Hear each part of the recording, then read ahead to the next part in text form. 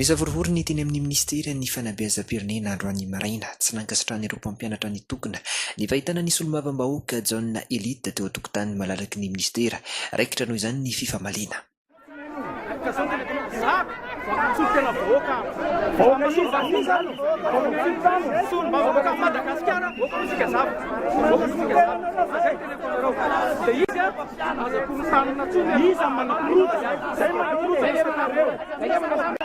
Malaelo asatile sekonyat patsinulla ni pelani mantea manibani kollana yatu manibani ministera nai kasahate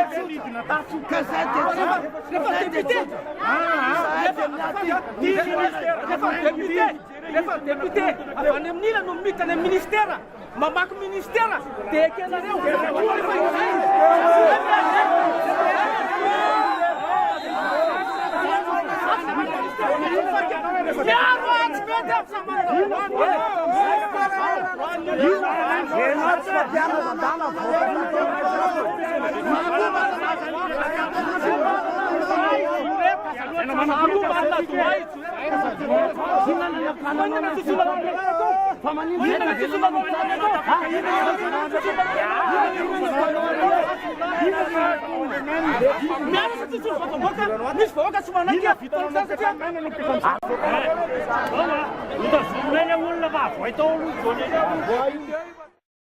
Ankoatra io, nesoriny ireo mpampianatra ny tokona ireo ny sora-baventy teo amin'ny ministera izay misy ny filazana manao hoe avelao izay asa. Tsy nanaiky izany kosa nefa ireo mpiasa teo an-toerana ka raikitra ny totondry.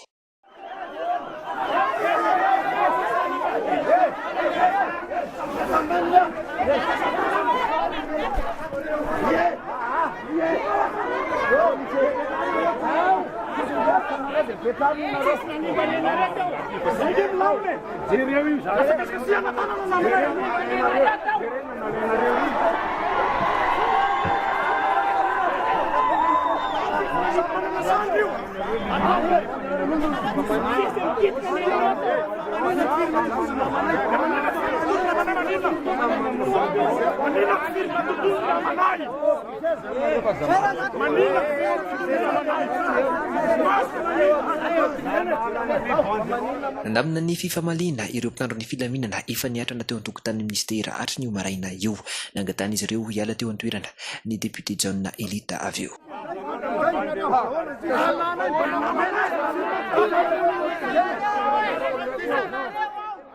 Nitony faneho-kevitra nataon'ny mpitokona narahana fitsofana Kiruka sy Anjomara nikasany ampiasa fanamafisam-peo reto farany izay nifampiresahana tamin'ny talen'ny ministera.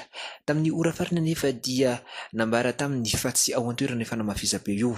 Vokany nangataka ireto farany amahana ny vavahady izay nohidina tamin'ny baravi mba ahafahan'izy ireo mampiditra ny fanamafisam-peony. Efa lasa any ambany tsena le sonorisation. Tsukandray ny fangatahana namena dika tao. Eny ary zaya dia mahataty ampifilafolaina sy vandivandesana.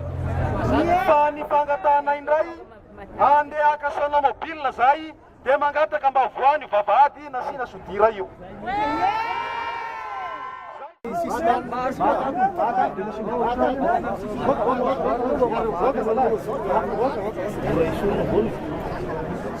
Rehefa nolovana kosa ny tao amin'ny lycée moderne Ampifloha mbola mikatona avokoa ireo trano fianarana, tsy misy mbola nandray ny asa fampianarana ireo mpampianatra io anivon'ity sekoly ity.